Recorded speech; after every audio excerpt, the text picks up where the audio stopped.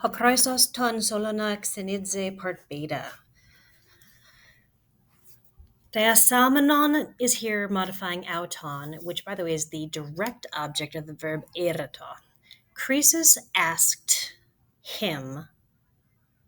By the way, diasalmonon here is a deponent verb, so therefore, even though this looks like a middle, we're going to translate it as an active.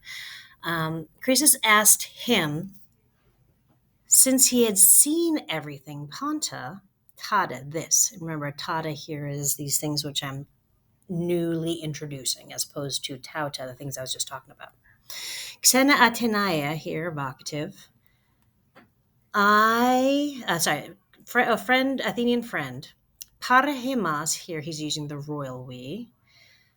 At our palace, at our court, peri su polus logos, much word, we probably say much talk.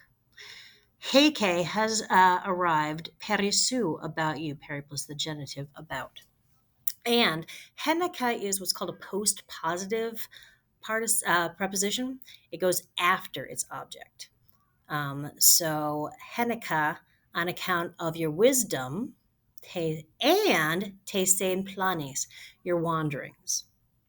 Nun un, and so now, ethelo, I wish, erotan here is the same root of erotao, to ask. And this is an alpha contract, present infinitive. I wish to ask Atina if you saw edes horao opsma edon. This is the aorist of the verb horao. If you saw anyone already, olbiotaton is the superlative of the verb olbos, of the adjective olbos, meaning happy est, pontone of all. We often see a genitive, which kind of makes sense with the superlative. So again, the happiest of all. Ha men, again, the men de, on the one hand, on the other hand. Hoping, present active participle, masculine nominative singular, referring to Croesus. Hoping to be, or hoping that he was the happiest of men, he asked Tauta these things. Again, eperota here, alpha contract imperfect of eperotao. He asked these things, hoping, anticipating to be the happiest, plural, superlative, of men. But here's the de. Solon's laying on the de. But Solon, hupothopusas here is a masculine nominative singular aorist participle.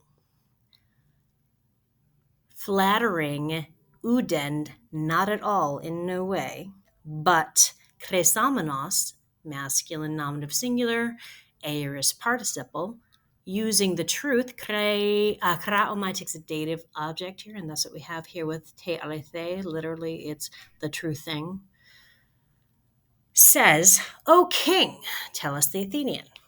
And amazed, thaumasas here is a aorist masculine nominative singular participle, modifying Croesus.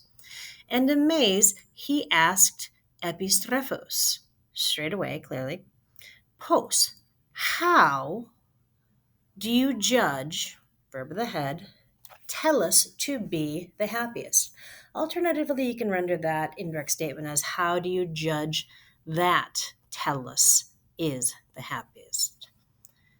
And he, meaning Solon, said, Tello tuta asan paides. Here we have that dative of possession with the verb to be, asan here. You can render it one of three ways. Tellus was, for Tellus there were children, or Tellus's children were, or Tellus, the dative of possession, treat that as the nominative subject of the verb to have. Tellus had children. Tat kai, both attractive and good on the inside.